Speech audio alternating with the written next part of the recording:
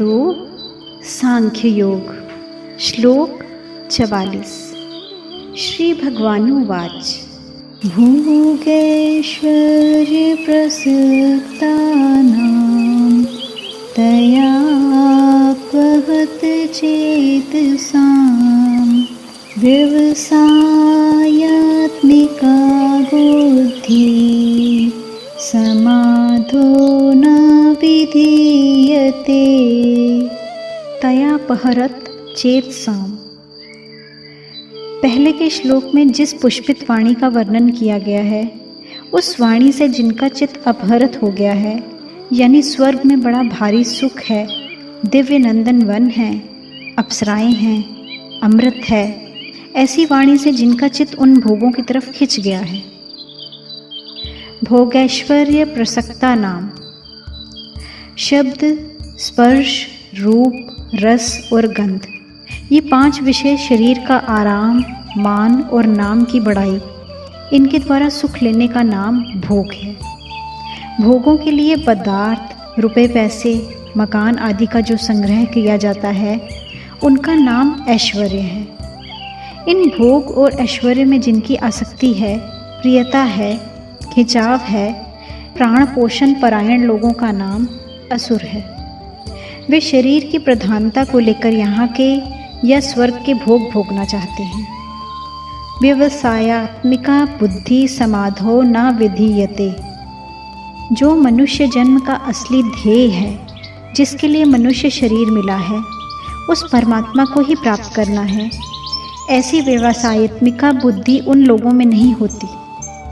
तात्पर्य ये है कि जो भोग भोगे जा चुके हैं, जो भोग भोगे जा सकते हैं, जिन भोगों को सुन रखा है और जो भोग सुने जा सकते हैं, उनके संस्कारों के कारण बुद्धि में जो मलिनता रहती है, उन मलिनता के कारण संसार में सर्वथा विरक्त होकर एक परमात्मा की तरफ चलना है, ऐसा दृढ़ निश्चय नहीं होता।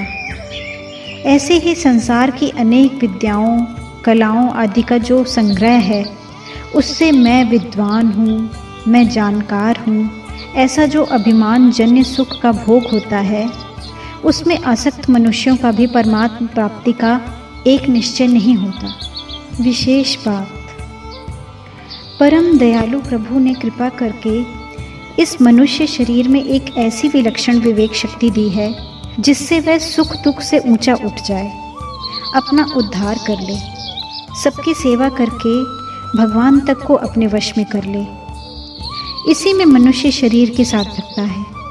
लेकिन प्रभु प्रदत्त इस विवेक शक्ति का अनादर करके नाशवान भोग और संग्रह में आसक्त हो जाना पशु बुद्धि है। कारण कि पशु पक्षी भी भोगों में लगे रहते हैं। ऐसे ही अगर मनुष्य भी भोगों में लगा रहे तो पशु पक्षियों में और मनुष्य में अंतर ही क्या रहा। पशु पक्षी तो भोग योनि हैं, इसलिए उनके सामने कर्तव्य का प्रश्न ही नहीं है। लेकिन मनुष्य जन्म तो केवल अपने कर्तव्य का पालन करके अपना उद्धार करने के लिए ही मिला है, भोग भोगने के लिए नहीं। इसलिए मनुष्य के सामने जो कुछ अनुकूल प्रतिकूल परिस्थिति आती है, वह सब साधन सामग्री है, भोग सामग्री नहीं। जो उसको भोग सामग्री मान लेते हैं, उनकी परमात्मा में व्यवसायात्मिका बुद्धि नहीं होती।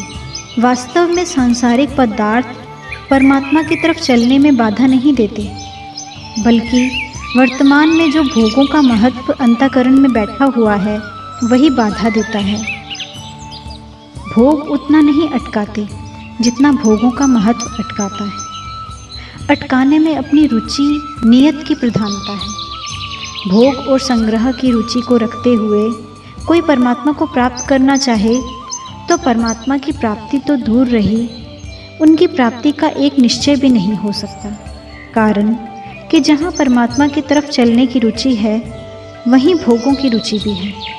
जब तक भोग और संग्रह में, मान बढ़ाई, आराम में रुचि है, तब तक कोई भी एक निश्चय करके परमात्मा में नहीं लग सकता, क्योंकि उसका अंतःकरण भोगों की रुचि द्वारा हर लिया गया है।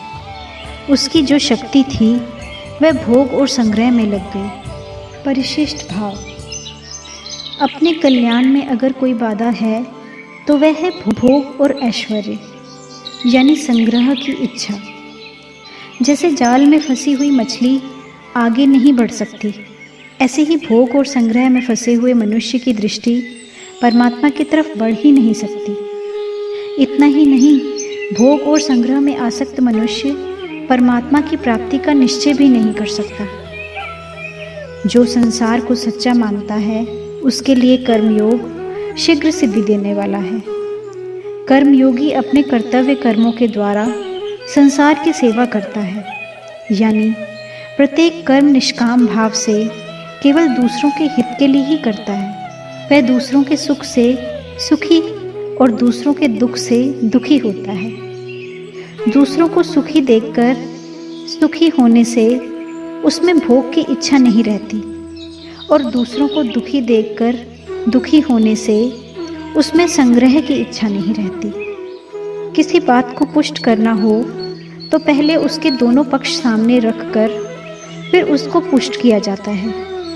यहाँ भगवान निष्काम भाव को पुष्ट करना चाहते हैं, इसलिए पहले के 3 श्लोकों में सकाम भाव वालों का वर्णन करके अब आगे के श्लोक में निष्काम होने की प्रेरणा करते हैं। अगर आपको अच्छा लगे तो इस चैनल को सब्सक्राइब करें और बेल आइकॉन पे प्रेस करें